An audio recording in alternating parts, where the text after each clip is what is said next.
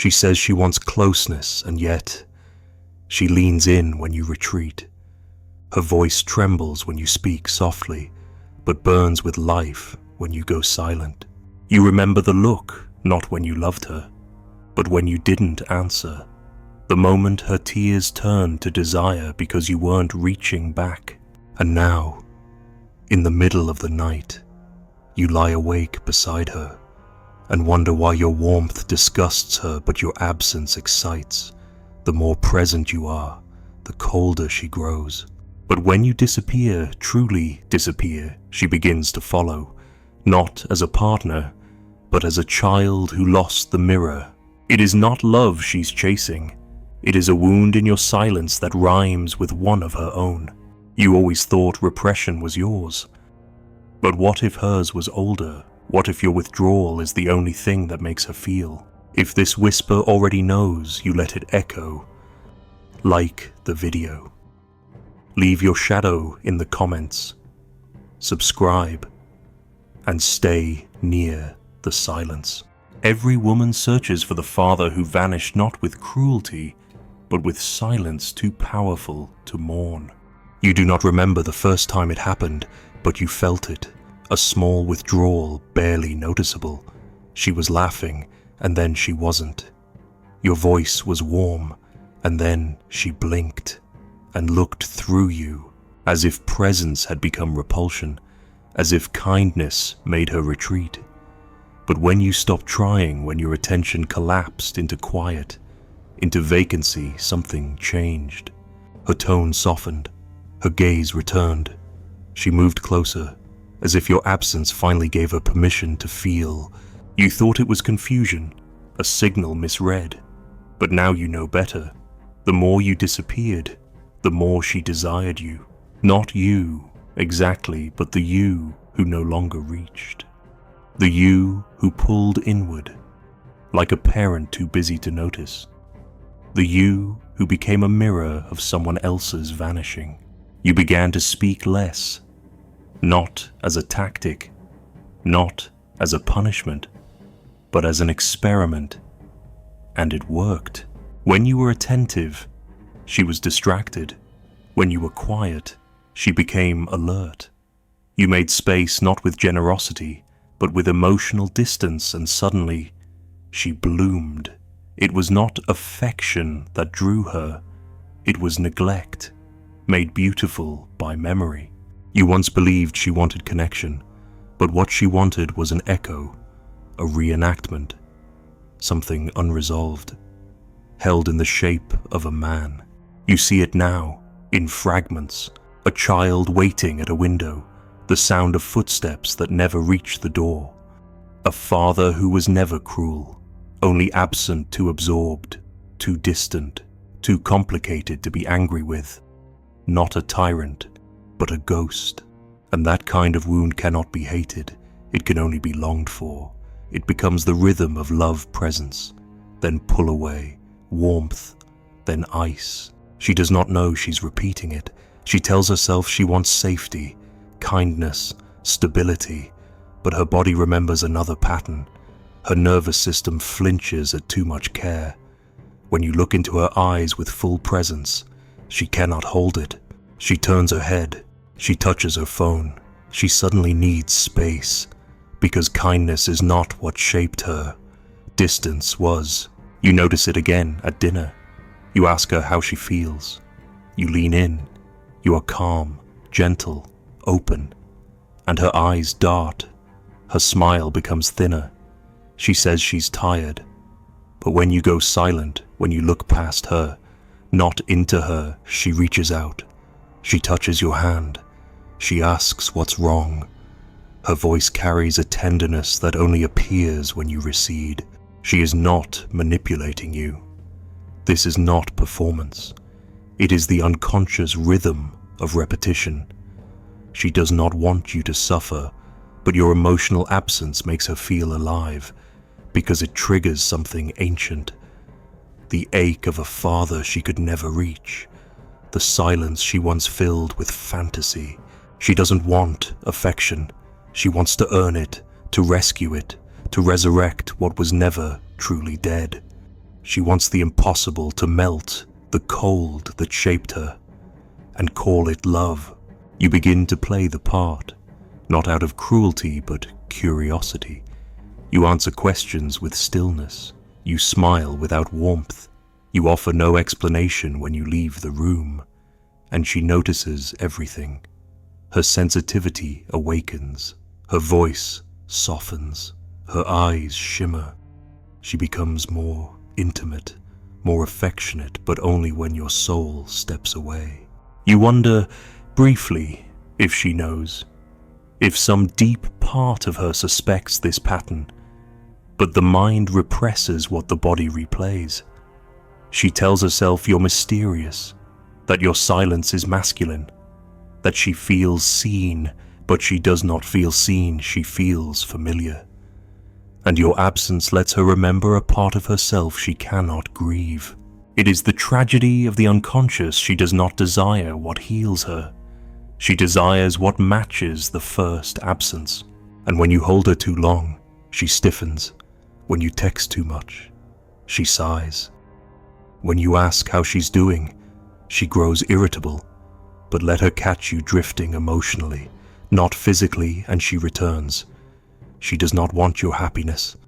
She wants your withholding, not because she is cruel, but because she was shaped by the cold. You begin to see it everywhere, in other women, in friends, in strangers, in culture. The glorification of the man who never calls, the obsession with the one who doesn't explain, the longing for the emotionally elusive, while the kind man is forgotten. It is not shallowness. It is reenactment, the archetype of the withdrawn father, reborn in every unavailable partner. She may cry over you, she may call you distant, but the tears are not protests. They are rituals. They mark your absence with the sacred, because when you are fully there, when you are too available, there is nothing to grieve, and grief is the only proof of love she was ever allowed. You tell yourself you want connection, that you should be present, but your presence only repels, because she is not ready to be loved. She is still trying to complete the childhood that never ended. And you begin to change. You find yourself becoming cold, not by choice, but by gravity, because you have learned painfully that your affection is punished, that your warmth is unwelcome, that your emotional intimacy is a threat, not a gift. So you stop offering, you withdraw, not to control her, but to survive her. You become the father she remembers, not the partner she claims to seek, and she responds beautifully, longingly, intensely. Her touch deepens, her gaze lingers, but you no longer enjoy it. Because now you see it clearly. She is not with you. She is with the man who left her behind, and every time you mirror him, she calls it fate. If this voice is circling your truth, do not run from it.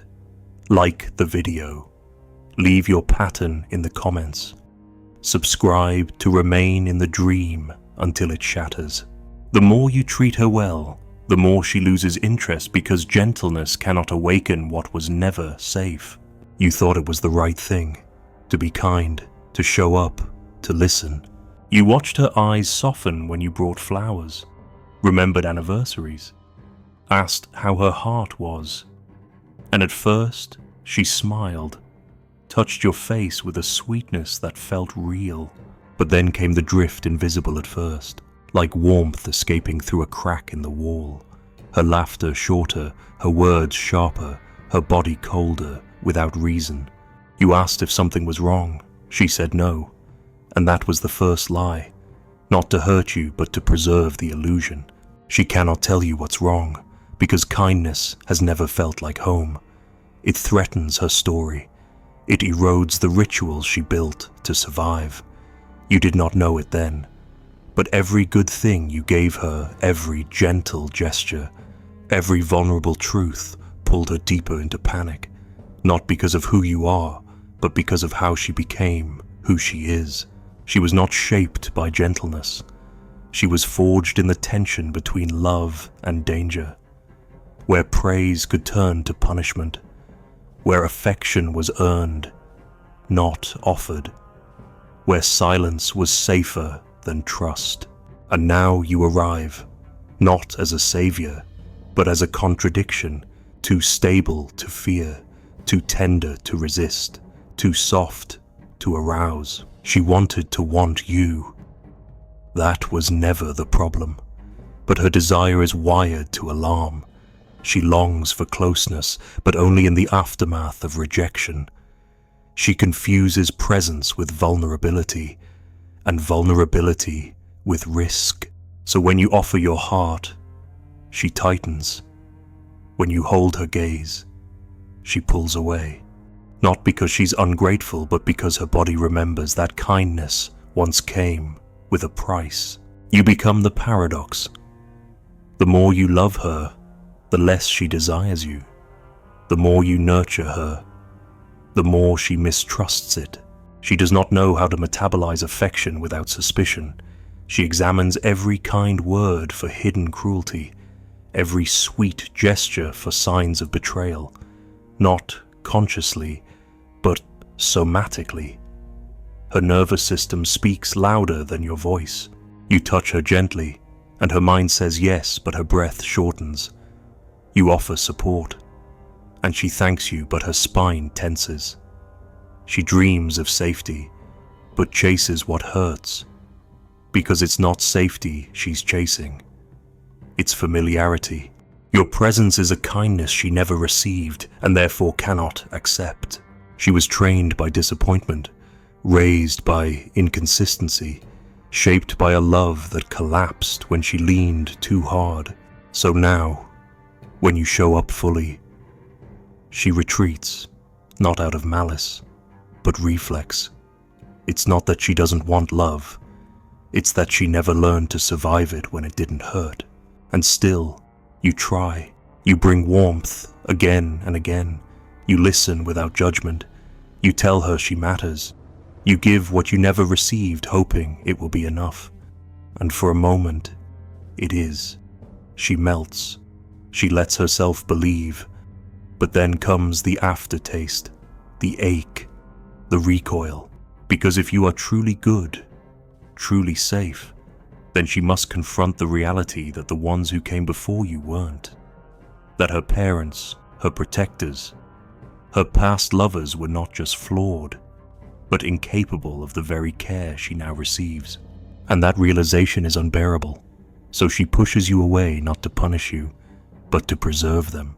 You are not just her partner. You are the mirror that shows her what she missed. And she would rather shatter the mirror than see the truth. She says she needs space, that it's moving too fast, that she's confused.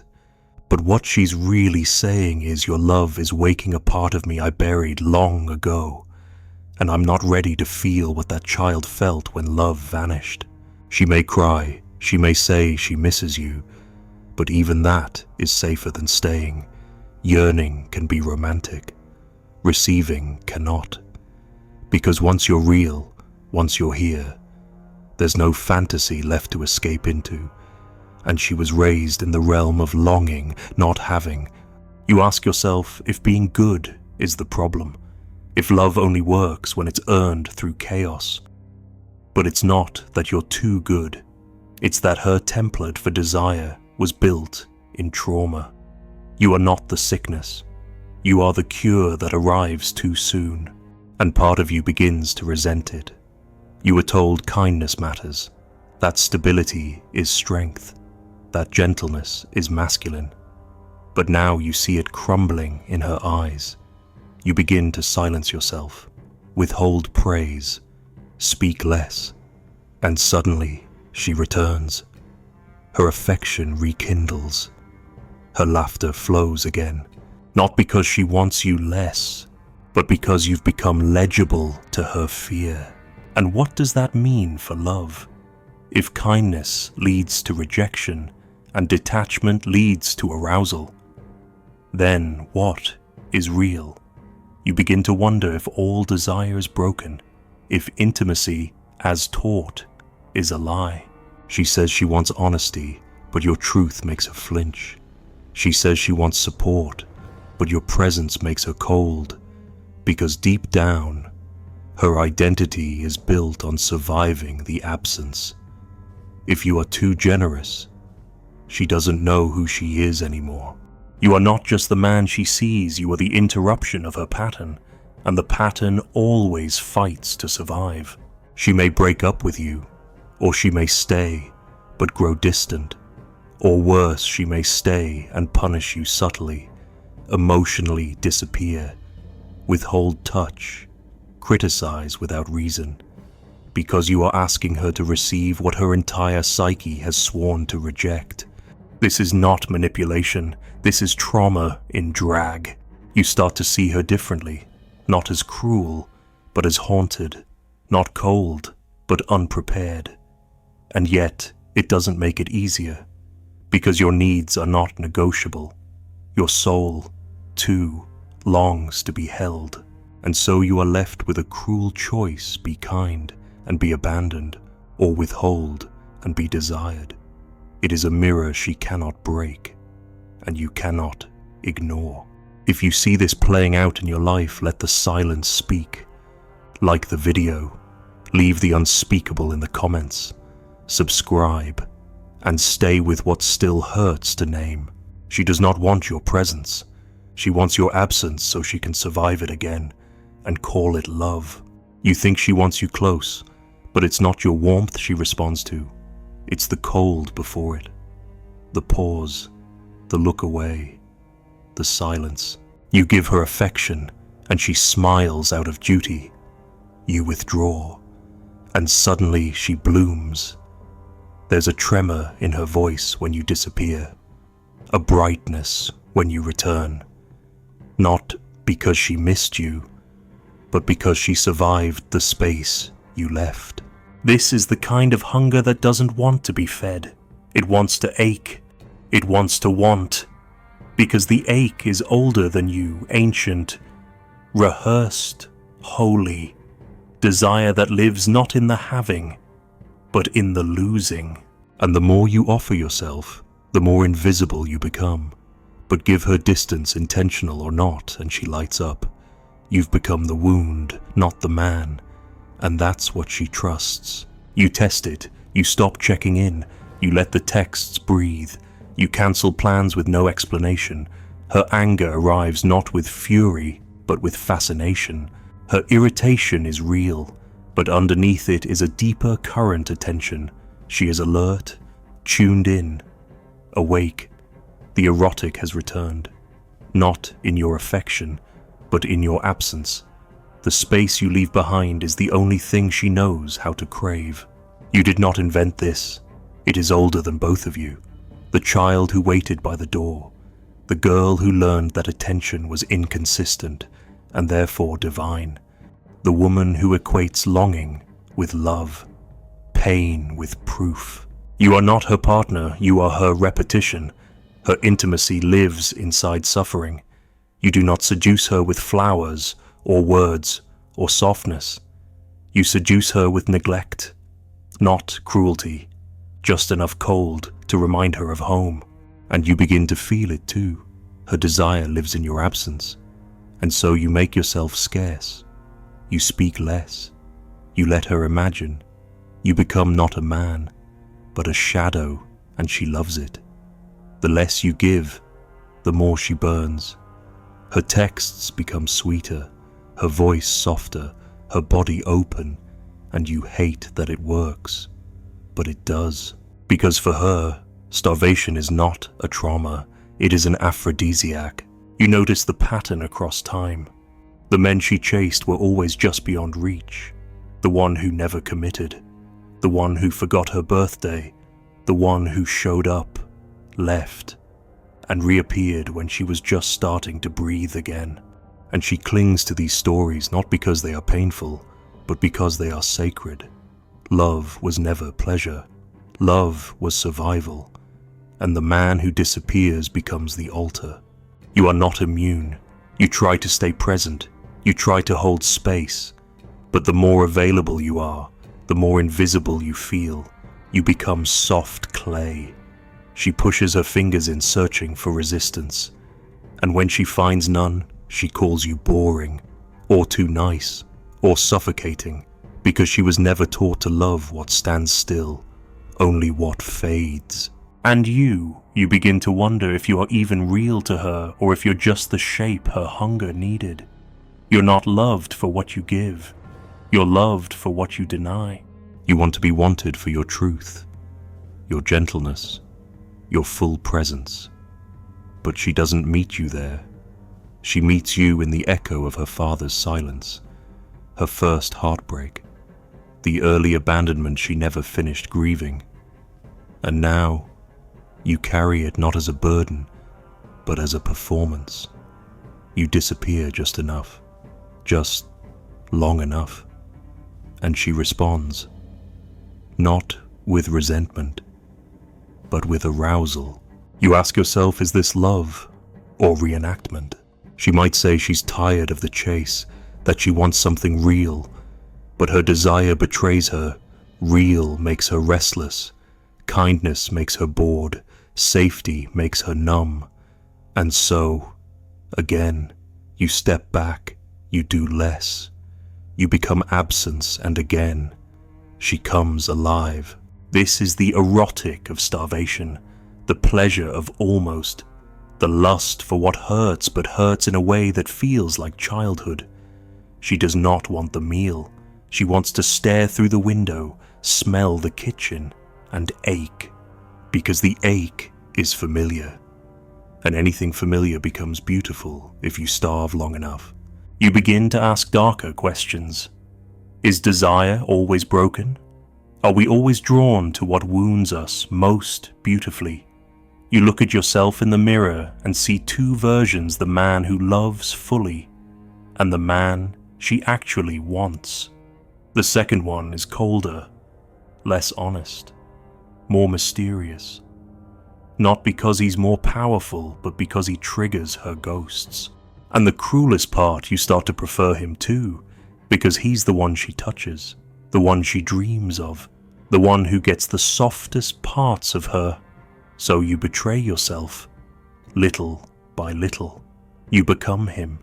You ration your affection, you fragment your presence, you lie gently, you withhold kindly, and you call it masculinity just to survive. She rewards you, not with words, but with intensity. Her eyes light up, her touch deepens, her body relaxes. She does not say thank you, but her unconscious thanks you.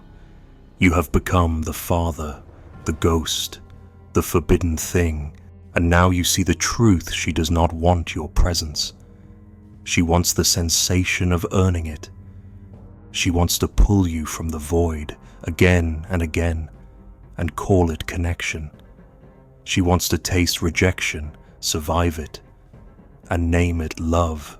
You lie awake, wondering if it can ever be different, if someone, somewhere, could love you for your tenderness, not tolerate it, not thank it, desire it, but you don't know, because every time you show that part of yourself, it dies in her eyes, and still, you ache for her, not because she sees you, but because her wound mirrors yours, because her starvation makes you feel useful, because in breaking yourself to become desirable, you find a strange kind of purpose.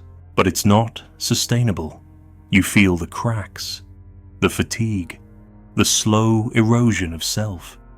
You wonder how long you can perform absence before becoming it, how long you can retreat into mystery before forgetting the man who once wanted to be held for real. If you've ever felt this, that your coldness is the only thing that makes you magnetic, let this echo reach you, like the video. Leave your fracture in the comments, subscribe, and stay close to the parts of you that were never chosen. A hand reaches out in the dark, not to touch, but to confirm that nothing is there. The sheets are still warm where you once lay, but the warmth means nothing. She doesn't miss you, she misses the outline your absence carved. The hunger, not the meal. The wait, not the arrival. You think of all the times you gave her your soul in open hands, and she looked away, but the moment you folded them shut, she leaned in, eyes wide, as if silence could finally be trusted. Now, you sit at the edge of her bed like a phantom, more felt than seen. She breathes easier when you do not speak. She sleeps better when she thinks you're slipping away. And you wonder not with bitterness, but with a kind of cold mercy if love, for her, is not closeness at all, but the exquisite ache of never quite reaching, and calling that devotion.